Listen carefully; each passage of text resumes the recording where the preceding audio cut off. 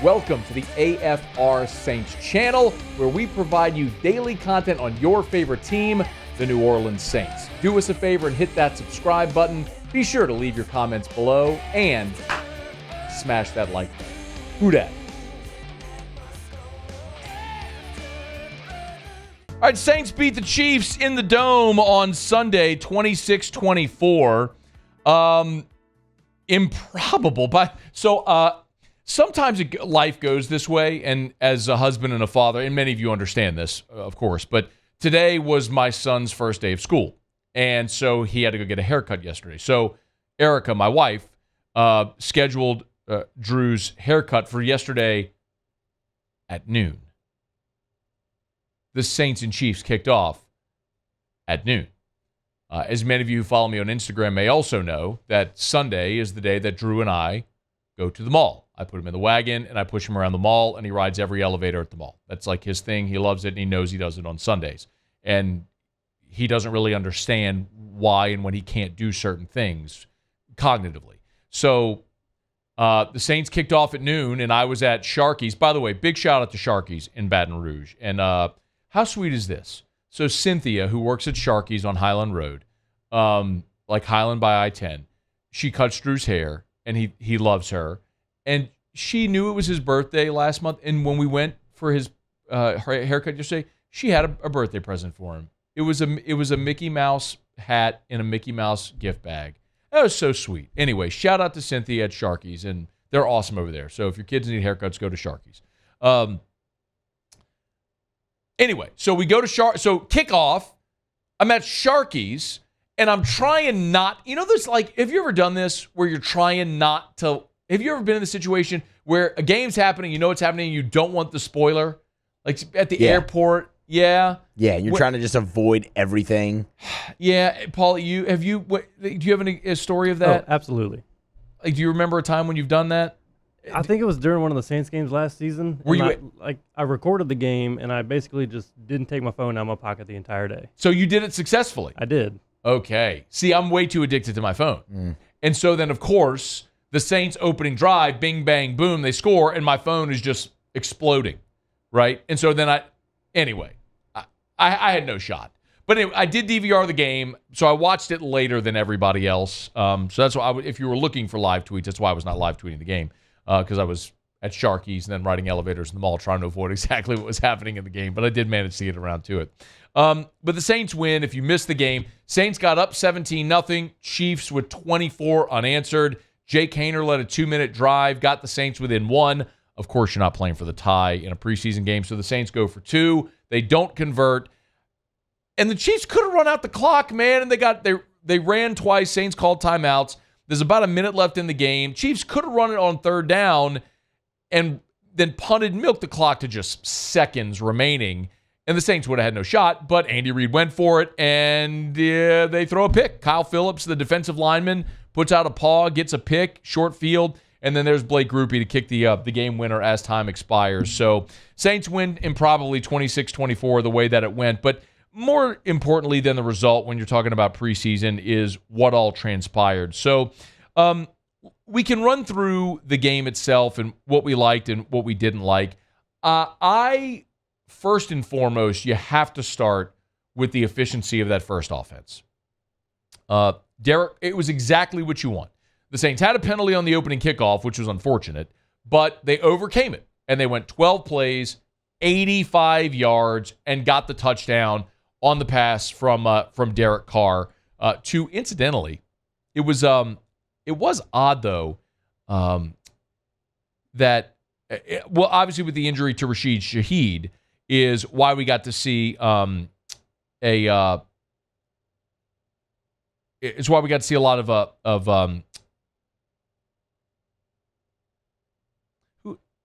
wait, am I missing it? I thought it was Kirkwood who had the touchdown. Yeah, from Carr it was Kirkwood.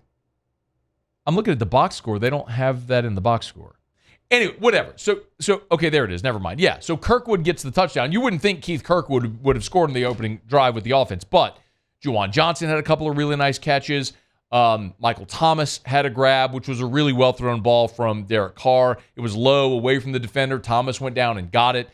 We saw them convert on their only third down. That was a pass to Juwan Johnson where they needed 8. They got 11. So I liked a lot. I thought Alvin Kamara ran awesome in the ball game. Looked like a very healthy, effective Alvin Kamara. If there was a disappointing part of the first offense, or when we got to see him, it was that Jamal Williams really didn't look great. 9 carries for 28 yards, a long of 8. And then Kendre Miller left with the knee injury, 4 carries, just 5 yards. The guys other than Kamara really didn't run very well. And although when Jameis went in, the offense went right down the field again and looked great, what we saw when Winston was in the ballgame was the offensive line started to give. That the backup offensive line units, and Winston was sacked 3 times. So, but Jameis, very efficient, 11 of 13, 92 yards, a touchdown. But to Jameis's credit, you try to coach the turnovers out of him, and you'd rather him eat it than throw it into coverage and give it away, which is what the Chiefs did a couple of times in the ballgame, and that what Jake Haener did also. But you have to like the fact that the Saints scored in their first 3 drives. You don't love that the defense, the backups on defense, ended up giving up that lead and giving up 24 points. But the first defense came up with a huge stop, which you had to love that as well. The Chiefs lined up to go for it on 4th down. They tried to run a trick play where Bell was, Mahomes went to the right side of the line, sort of as a fake, like he was calling a play, and Blake Bell went in motion, went right under the center, took the snap, and they stuffed it, which was awesome to see. So you got a nice turnover where Alontae Taylor tipped a ball that Ugo Amadi came away with the pick. And Ryan Connolly, I thought, was a real bright spot as well. You're looking for linebackers to step up. How about Ryan Connolly? This is a guy who's got 4 years experience in the NFL. He wears number 43, if you don't recall. He led the team with 5 tackles. He had a tip ball at the line as well, which is a really nice play. So you're looking for guys that might have stood out. There was one worth mentioning. Overall, a nice day for the Saints. I wanted to see more from the rookies. Brzee didn't really flash at all. Neither did Isaiah Foskey, which you were kind of hoping to see. But maybe the biggest star was A.T. Perry. And, whenever the Saints drafted A.T. Perry, we talked about him.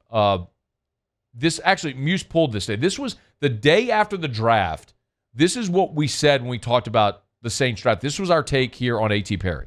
The one spot where they got an absolute steal. Thief in the freaking night steal. It's A.T. Perry. Wake Forest had a huge offense. And the best receiver on that team the last 2 years was A.T. Perry.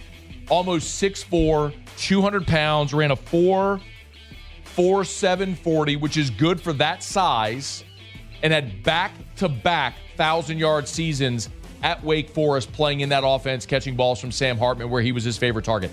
I don't know how or why A.T. Perry was on the board in round 6. All I know is that dude is huge. He can run. He is certainly got the skins on the wall, and the fact that you snagged A.T. Perry in round 6 is amazing to me. That's what we said the day after the draft. I'm not going to sit here and tell you, start fitting him for his gold jacket after one preseason game. But something that is notable in preseason is when you have a bunch of guys that are going to be working at insurance offices in a couple of weeks, and then there's a guy out there that looks better than all the guys that are going to be working at insurance offices in a couple of weeks. That's the guy that's usually going to make the team, is going to make a difference. A.T. Perry was that guy, and it was obvious. 6 targets, 6 grabs, had 70 yards and a touchdown. He looked awesome, and he showed you why. I don't know. Again, I don't know why A.T. Perry fell in the draft. The comment he made to reporters after the draft was there was some stuff, whatever. He was very ambiguous about it. I don't know what it is. I don't even care. I'm thrilled, actually, because the Saints got a steal in round 6 with A.T. Perry, and he showed you why. So Saints get a win. They'll go on the road this week, take on the Chargers in L.A., then they're back home for week 3 of the preseason against the Houston Texans. So we'll keep an eye on the Kendre Miller injury situation as we get more updates. We'll follow that. But the Saints win 26-24, and mostly you got to feel really good about the way the first unit's offense and defense looked for the Saints in the Dome on Sunday. Hey, thanks so much for watching. Please leave your comments. I love to interact, and be sure to hit the red subscribe button below.